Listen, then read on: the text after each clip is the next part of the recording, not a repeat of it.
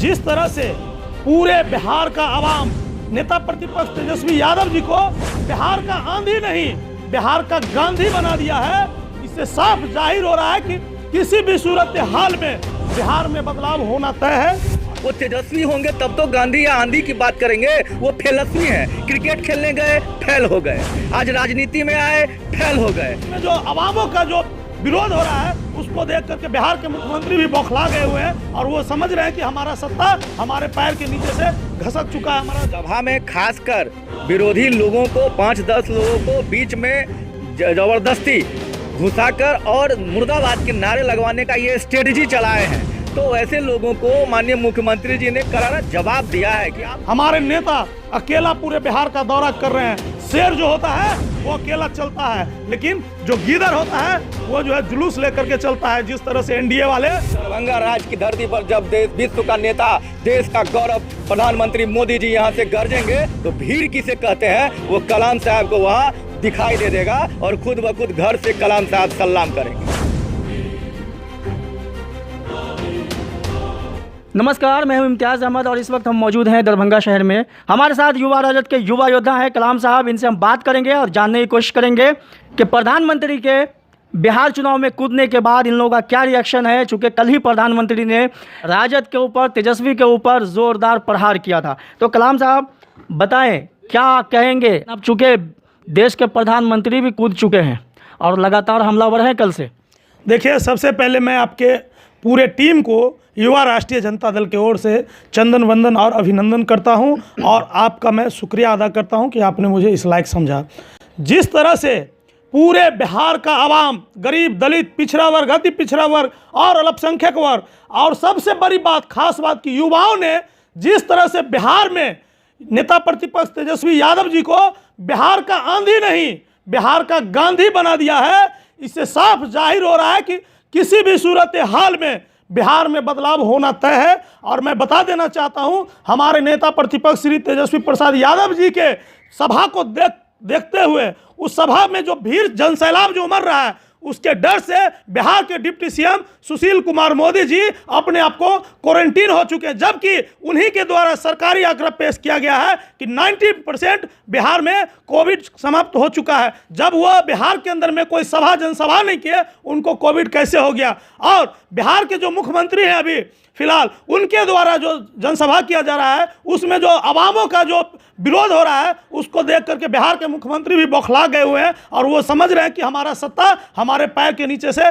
घसक चुका है, हमारा ज़मीन घसक चुका है। और बात रह गया कि आप देश के प्रधानमंत्री का बात करते हैं तो प्रधानमंत्री जी 2014 में सैकड़ों घोषणा किए थे, प्रत्येक साल 2 करोड़ नौजवानों को नौकरी, 100 स्मार्ट सिटी। अगर पाकिस्तान हमको आंख दिखाएगा तो मेरे पास 56 इंची का सीना है, मेट्रो स्टेशन बनाएंगे, बुलेट ट्रेन चलवाएंगे, मतलब जनधन योजना में खाता खुलवा करके महिलाओं को ठगने का काम किए। प्रत्येक हिंदुस्तान के जो हिंदुस्तान वासी है उनके खाता पे 15-15 लाख रुपया जाएगा। यह तमाम मुद्दा जो झूठ साबित हुआ है उसको देखते हुए और हमारे नेता श्री तेजस्वी प्रसाद यादव जी ने जो वादा किया था, जो वादा किया है, जो चुनावी मैनिफेस्टो है, जो पार्टी का मैनिफेस्टो है, उस पर बिहार का आवाम, बिहार का गरीब, बिहार का मजदूर तमाम लोगों ने विश्वास कर लिया है, जिसके कारण उनके जनसभा में जनसैलाब उमड़ रहा है। और ये साबित हो रहा है कि 2020 का बिहार का सिंहासन तेजस्वी प्रसाद के हाथ में बागडोर मिलेगा। देश का जो आज़ादी हुआ था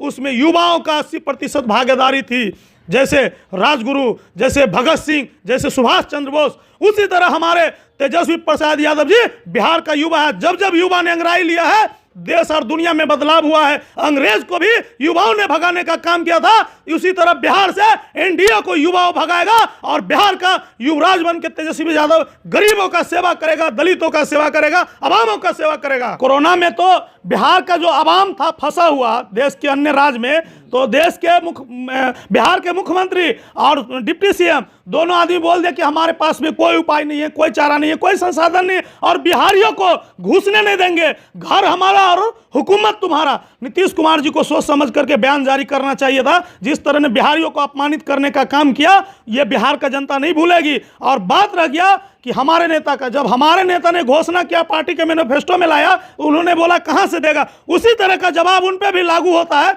कि जब 10 लाख हम नहीं दे सकते हैं तो 19 लाख वो कहां से देंगे। और 15 साल एक बड़ा समय होता है, बिहार का आवाम, बिहार का युवा दिया है। और बता देना चाहता हूं कि बिहार का युवा पढ़ा लिखा और समझदार है। अब कोई हिंदू मुस्लिम गाय गोबर किसी भी चीज में नहीं पड़ेगा। और कृष्ण का वंशज तेजस्वी प्रसाद यादव जी को बिहार के सिंहासन पे बिहार का युवा बैठाएगा। चाहे वो लोग जितना भी जय श्री राम करेगा, तो तेजस्वी यादव भी कृष्ण का वंशज है और इधर से भी चलेगा। जय हनुमान।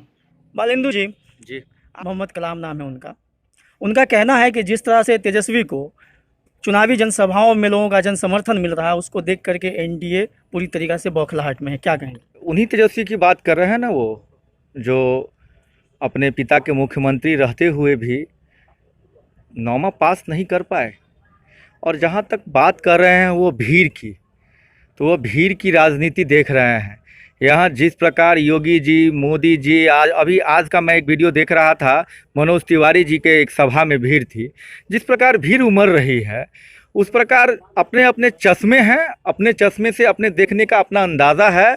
बिहार के लोगों ने अपना मन बना लिया है, और मन बना लिया है कि नीतीश कुमार जी फिर से मुख्यमंत्री बनेंगे। एनडीए का सरकार फिर से आना तय हो चुका है, और लोग मोदी जी के और नीतीश जी के काम पर वोट दे रहे हैं। उनका ये भी आरोप है कि तेजस्वी ने 10 लाख बेरोजगारों को, युवाओं को नौकरी देने की बात की, तो पहले आप लोगों ने विरोध किया, बाद में आप लोगों ने कहा कि हम 19 लाख नौकरी देंगे। तेजस्वी ने जो 10 लाख की बात वो कह रहे हैं, उन्होंने बस कह दिया कि 10 लाख देंगे। उनका चुनावी एजेंडा है, उनका बस यही एक, जहां भी जा रहे हैं बस केवल और केवल इसी बात को कह रहे हैं, क्योंकि उनके पास कहने के लिए कुछ नहीं है। विकास की रफ्तार इतनी तेज हो चुकी है, सड़क हो, बिजली हो, पानी हो, जिस विभाग में आप जाइएगा विकास इतना हो चुका है।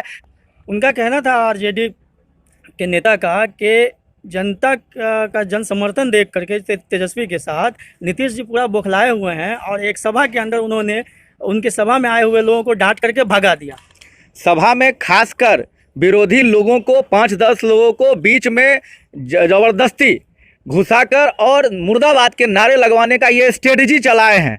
तो ऐसे लोगों को माननीय मुख्यमंत्री जी ने करारा जवाब दिया है कि आप जिनका जिंदाबाद करना, जिनको वोट दोगे, जिनका जिंदाबाद करना है उनका जाके करो, यहाँ से चले जाइए। उनका ये भी आरोप है कि तेजस्वी अकेले मैदान में उतरे हुए हैं, और तेजस्वी को घेरने के लिए एनडीए समर्थित जितने भी घटक दल हैं, खासतौर से उनका कहना था कि आप देखिए कि प्रधानमंत्री भी बिहार में कूद गए हैं, तो एक अकेला तेजस्वी है और उसके पीछे इतने सारे लोगों को लगा दिया गया है। नहीं, ये गलत है। तेजस्वी अकेले नहीं है, तेजस्वी के साथ देश का सबसे राजनीति का पप्पू भी है, उसको भूलिएगा नहीं। और तेजस्वी के साथ वामपंथ का वो काला अध्याय का भविष्य लिखने वाला जो अपने आप को कहता है, वो राष्ट्र विरोधी कन्हैया भी है, इसको भी मत भूलिएगा। तेजस्वी अकेले नहीं है, उसके साथ भ्रष्टाचारी कांग्रेस का भी हाथ है, और उसके साथ खूनी खेल खेलने वाले वामपंथियों का भी हाथ है। तो वो अकेले कैसे? हाँ, अकेले हैं, इसलिए अकेले हैं कि वो धोखेबाज हैं। उन्होंने कुशवाहा जी को सम्मान नहीं किया, उनको छोड़ के कुशवाहा जी चले गए। उन्होंने मांझी जी का सम्मान नहीं किया, उनको छोड़ के मांझी जी चले गए। तो इसलिए वो अकेले हैं, क्योंकि उनको राजनीति में वो बच्चे हैं, अभी बहुत कच्चे हैं। और जिस राजनीति होती है राजनीतिक दल पे, और वो राष्ट्रीय जनता दल के तरफ से राजनीति करने के चुनाव में वोट मांग रहे हैं, और उस राष्ट्रीय जनता दल के राष्ट्रीय अध्यक्ष का तस्वीर नहीं बैनर पे लगा रहे हैं। वो कहते हैं कि तेजस्वी आंधी नहीं, बिहार का गांधी है। वो कहने को वो कुछ कहेंगे, हम भी उनको तेजस्वी ही नहीं मानते, वो फेलस्वी हैं। वो तेजस्वी होंगे तब तो गांधी या आंधी की बात करेंगे, वो फेलस्वी हैं। क्रिकेट खेलने गए, फेल हो गए, आज राजनीति में आए, फेल हो गए। जब भी कहीं मौका मिलेगा, जहाँ वहाँ की जो विधानसभा उनको जो चुन के विधायक बनाना था, वहाँ की जनता से जाके पूछिए कि अपने विधानसभा क्षेत्र में वो क्या दिन घूम के लिए गए हैं। सभी विभाग में वो फेल हैं, वो तेजस्वी नहीं फेलस्वी हैं। अच्छा, लास्ट सवाल ये बताइए, दरभंगा की 10 सीटों में से कितनी सीट एनडीए के खाते में जाएगी? आप यहाँ के बहुत ही वरिष्ठ पत्रकार हैं, 10 सीटों पर एनडीए लड़ रही है, और जरा समीकरण सोच के देखिएगा कि जिंदगी भर जो फातमी जी आरजेडी को खड़ा किए, आरजेडी की शक्ति तो हमारे फातमी जी के हाथ में थी, वो फातमी जी अभी जदयू के साथ हैं। और आरजेडी अगर शहर में कहीं मजबूत थी तो खेड़िया जी के लिए था, तो वो खेड़िया जी का भी टिकट कट गया तो वो भी निराश हैं। तो आरजेडी किस भरोसे चुनाव लड़ रही है? और कांग्रेस का जहां पर गढ़ था जाले, जहां लगातार ऋषि मिश्रा लगे हुए थे, वो उनको टिकट कट गया और एक जिन्ना प्रेमी उस्मानी जी को वहां से टिकट मिल गया है। तो आरजेडी में तो खलबली मचा हुआ है, कहीं कोई है ही नहीं। टिकट बंटवारे के बाद ही सुपरा साफ हो चुका है महागठबंधन का। भोला यादव जैसे सेकंड लालू अपने आप को कहने वाले नेता भोला यादव को अपना सीट बदलना पड़ा है। और सिद्दीकी जी जो लोकसभा चुनाव में 35,000 से अपने विधानसभा में लगातार विधायक और मंत्री रहते हुए अपने ही विधानसभा में सिद्दीकी जी 35,000 से हार के अपना सीट बदलना पड़ा है। यह भय है एनडीए के आंधी का, मोदी और नीतीश के नाम का भय है कि सेकंड लालू कहने वाले सिद्दीकी और भोला यादव को अपना सीट बदलना पड़ा है। इसे भय कहते हैं और एक भाजपा कार्यकर्ता होने के नाते हमें यह भय देख के अच्छा लगता है, क्योंकि यह भय विकास का भय। सीट कितनी आएगी दरभंगा में? 10 सीट